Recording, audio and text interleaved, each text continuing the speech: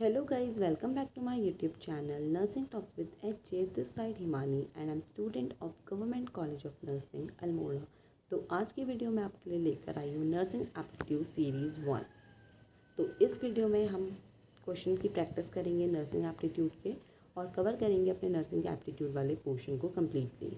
तो आज की वीडियो में जो भी मैं क्वेश्चंस लेकर आई हूँ वो आपके प्रीवियस ईयर के क्वेश्चंस हैं और किस तरीके के क्वेश्चन पेपर में आते हैं, आगे आएंगे और कौन से इंपॉर्टेंट टॉपिक हैं जहाँ से मुझे लगता है कि क्वेश्चन बन सकता है, उन सारे ही टॉपिक्स को मैं डिस्कस करूँगी और कवर करूँगी जिससे आपका नर्सिंग एप्टीट्यूड वाला पोर्शन अच्छे से कंप्लीट हो जाए।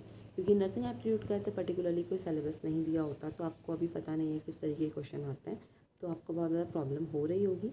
तो मैं आपको यहाँ पे अच्छा से अच्छा कंटेंट प्रोवाइड करने की कोशिश करूँगी जिससे कि आपको नर्सिंग एप्टीट्यूड वाला पोर्शन यहीं पे कंप्लीट हो जाए। तो आज हमारा डे 1 है सीरीज़ का। तो अगर आपको मेरी वीडियो पसंद आए, पहले आप उसको एंड तक वॉच कीजिए। अगर आपको पसंद आए तो लाइक करिए, सब्सक्राइब कीजिए एंड कमेंट करिए आने वाली अगली वीडियोस के लिए। और अगर आपको बाकी सब्जेक्ट्स की भी प्रीवियस ईयर क्वेश्चन की वीडियोस चाहिए तो आप मेरे कमेंट सेक्शन में कमेंट कर सकते हैं, तो जिसको देख के मैं आपके लिए आने वाली नई वीडियोस बनाऊंगी। तो चलिए वीडियो को स्टार्ट करते हैं हमारे फर्स्ट क्वेश्चन से, जो कि है a child of what age is called an early neonate. तो हमारा इसमें जो फर्स्ट ऑप्शन दिया हुआ है वो है 0 to 3 days, second option is 0 to 7 days, third option is 0 to 14 days and fourth option is 0 to 28 days। तो इस क्वेश्चन का मतलब ये है कि जो बच्चा है उसको किस बच्चे को हम अर्ली नियोनेट करके बुलाते हैं, या फिर कौन सा बच्चा अर्ली नियोनेट कहलाता है। सो जो राइट आंसर है हमारा वो है आपका 0 to 7 days। ठीक है, 0 to 7 days का जो बच्चा होता है वो हमारा क्या कहलाता है, अर्ली नियोनेट। ठीक है, राइटिंग आपको समझ नहीं आएगी बट आप अच्छे से सुन लीजिए तो आपको समझ आ जाएगा।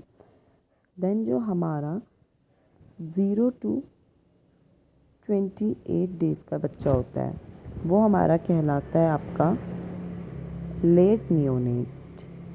ठीक है, 0 to 7 days early and 0 to 28 days late neonate. And 0 to 1 year का जो बेबी होता है वो हमारा इन्फेंट कहलाता है। ठीक है, तो आपको समझ आ गया होगा कि इन्फेंट कितने साल तक के बच्चे को कहते हैं, अर्ली नियोनेट किसे कहते हैं, लेट नियोनेट हम किसे कहते हैं। अब हम बात करेंगे हमारे सेकंड क्वेश्चन की, that is what is the largest internal organ in human body. तो आप देख सकते हैं इसमें क्या दिया हुआ ऑप्शंस। तो इसका जो राइट आंसर है वो है हमारा लीवर। तो आप इसको लर्न कर सकते हैं। देन आते हैं हम अपने थर्ड क्वेश्चन पे, that is what is the time interval between the entry of pathogen into the body and appearance of first symptom of disease is called।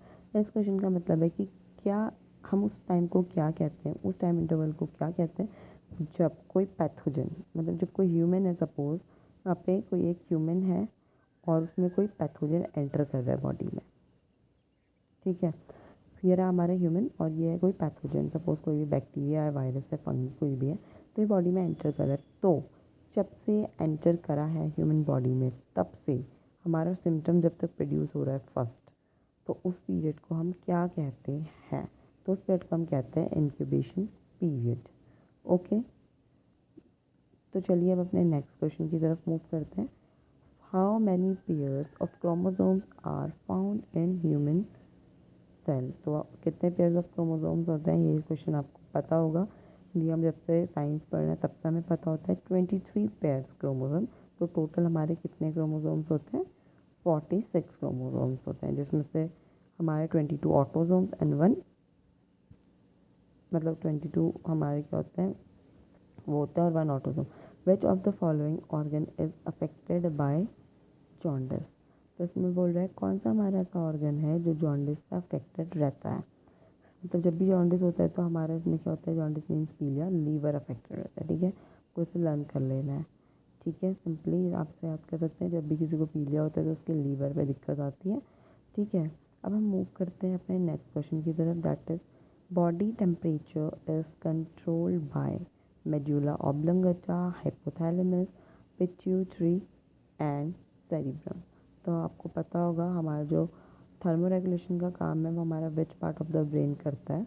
वो राइट आंसर है हमारा हाइपोथैलेमस। ठीक है, हाइपोथैलेमस हमारा टेम्परेचर रेगुलेशन का काम करता है। तो चलिए अब मूव करते हैं अपनी अगले क्वेश्चन में, जो कि है why it is necessary to wash hand before doing any work in a hospital. तो ये नेसेसरी क्यों है जब भी हॉस्पिटल में हमें हैंड वॉश करना, जब भी हम कोई काम कर रहे हैं। तो आप यहाँ पे देख सकते हैं डूइंग की स्पेलिंग थोड़ी मिस्टेक हो गई, तो आप इसको ठीक कर सकते हैं, समझ सकते हैं डूइंग। ओके, तो क्यों है? To avoid dust and contamination, to prevent self infection, to prevent cross infection and to observe economy of material. तो हम किस लिए हैंड वॉश करना बहुत ज़्यादा ज़रूरी है? तो इसमें सही आंसर क्या होगा आप खुद से सोच सकते हैं। बाकी मेरे अकॉर्डिंग जो सही आंसर है वो है टू प्रिवेंट क्रॉस इन्फेक्शन। क्योंकि क्या होता है, क्रॉस इन्फेक्शन से प्रिवेंट करने के लिए हम हैंड वॉशिंग करते हैं।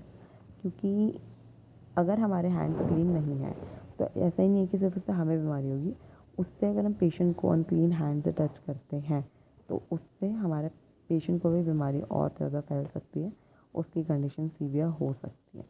तो इसका राइट आंसर क्या होगा? To prevent cross infection. Okay, आप आई होप कि आपको समझ आ रहा होगा। और ये जितने भी क्वेश्चंस हैं मैंने प्रीवियस ईयर्स के पेपर के एनालिसिस के बेसिस पे बताएं, तो आप इनको पढ़ सकते हैं। ठीक है, अब हम नेक्स्ट क्वेश्चन देखेंगे। Approximately how much a weight pregnant women gain during a pregnancy.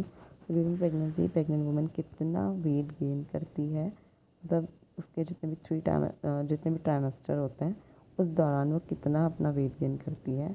तो इसमें ऑप्शन दिए हैं 6 to 8 kg, 3 to 7 kg, 11 to 14 kg and last one है 5 to 7 kg। तो इसका जो राइट आंसर हमारा है वो है option number C, 11 to 14 kg। Okay, तो अब हम अपना नेक्स्ट क्वेश्चन की तरफ बढ़ेंगे, that is immunity received by the baby from the mother during the pregnancy. ठीक है, जो भी इम्यूनिटी बेबी रिसीव करता है अपनी मदर से ड्यूरिंग द प्रेगनेंसी वो कौन सी होती है? तो इसमें ऑप्शन है artificial active, artificial passive, natural active, natural passive. ठीक है, तो पहले तो ये मदर से रिसीव हो रही है, बाय बर्थ उसको रिसीव हो रही है, तो ये नेचुरल है। देन ये दूसरों से रिसीव हो रही है, बेबी खुद से फॉर्म नहीं कर रहा, तो ये क्या है, मतलब बाहर से मदर के थ्रू उसके अंदर इंड्यूस हो रही है। तो ये कौन सी हो जाएगी, एक्टिव या पैसिव, बताइए। तो ये होगी आपकी पैसिव। तो right answer is option D, natural passive immunity. ठीक है, तो आई होप आपको समझ आ रहा होगा। तो इस वाले का जो राइट आंसर है कि जो इम्यूनिटी वे भी रिसीव करता है अपनी मदर से ड्यूरिंग द प्रेगनेंसी पीरियड, ठीक है, जो भी वो इन्फेक्शन से फाइट करता है तो वो किसके थ्रू करता है, नेचुरल पैसिव इम्यूनिटी के थ्रू करता है। ठीक है, तो अब हम अपने नेक्स्ट क्वेश्चन की तरफ आगे बढ़ते हैं, that is which of the following disease is called bone break fever. कौन से ऐसे डिजीज़ है जिससे बोन ब्रेक फीवर कहते हैं या हड्डी तोड़ बुखार बोलते हैं? तो वो है हमारा, इनमें से 4 ऑप्शन है, इनमें से हमारा कौन सा है? आपने सुना होगा कि जब भी डेंगू होता है तो लोग बोलते हैं मेरी हड्डियों में बहुत दर्द हो रहा है। तो इसका राइट आंसर है आपका डेंगू। ठीक है, इसमें आप हड्डियों में बहुत दर्द होता है, ठीक है, पूरी बॉडी में पेन होता है। तो कभी कभार आपसे कॉजेटिव एजेंट्स भी पूछ सकते हैं, जो मलेरिया है उसका आप एनोफिलिस लिख सकते हैं। ठीक है, एनोफिलिस। एंड जो आपका डेंगू है, डेंगू जो आपका होता है वो आपका एडीज मस्किटो के कट बाइट करने से होता है। ठीक है, एंड जो रेबीज़ है उसका रेबीज़ वायरस की वजह से होता है। तो आपको पता चल गया होगा इन तीनों के पॉजिटिव एजेंट्स क्या हैं, तो आप इन्हें याद कर सकते हैं।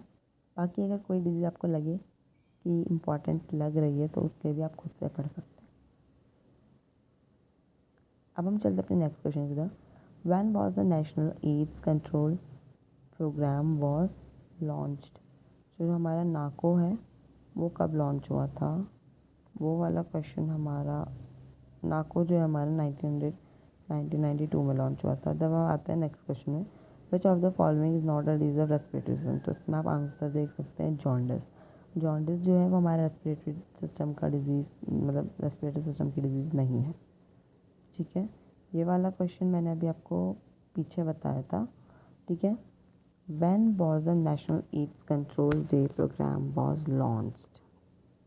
तो इसका जो राइट आंसर है वो है हमारा 1992। ओके।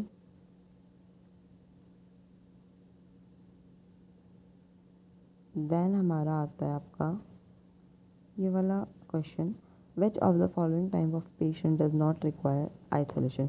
इनमें से कौन से तरीके के पेशेंट हैं जिनको आइसोलेशन की ज़रूरत नहीं पड़ती है। तो जो इनमें ऑप्शन है डज नॉट रिक्वायर आइसोलेशन, तो वो आपका रहेगा मलेरिया, क्योंकि मलेरिया ऐसा नहीं होता कि आपके छूने से एक दूसरे को फैल जाएगा, ठीक है। पर जो स्मॉल पॉक्स है और मीज़ल्स है उसमें चांसेस हो सकते हैं कि अगर कोई भी ड्रॉपलेट है इन सब की कंटामिनेटेड ऑब्जेक्ट की अगर आप उसमें आ रहे हो कांटेक्ट में, तो आपको ये बीमारी होने के चांसेस रहते हैं। तो चलिए अब नेक्स्ट क्वेश्चन देखते हैं। After how many years is the census conducted in India. कितने सालों में जो हमारा सेंसस है इंडिया में कंडक्ट किया जाता है। सेंसस बोले तो जनगणना। तो जनगणना मतलब कितनी पॉपुलेशन है हमारे इंडिया में, कितने अडल्ट हैं, कितने जीरियाटिक हैं, कितने मतलब बड़े हैं, कितने बूढ़े हैं। जीरियाटिक मैं बूढ़ों के लिए बोल रही हूँ। कितने इन्फेंट्स हैं, कितने अडोलसेंस हैं, उनकी जनगणना की जाती है हमारे देश में कितने में। तो वो हमारी हर 10 साल में की जाती है, ठीक है। होप कि आपको वीडियो पसंद आई होगी, आपको क्वेश्चन समझ आए होंगे। तो इसी तरीके से अगर आपको और भी क्वेश्चंस चाहिए नर्सिंग एप्टीट्यूड की प्रैक्टिस के लिए, तो आप वीडियो में ज़्यादा से ज़्यादा कमेंट कर सकते हैं, लाइक कर सकते हैं, जिससे कि मैं आपके लिए ऐसी हेल्पफुल वीडियो लेकर आऊँ। तो तब तक के लिए बाय बाय।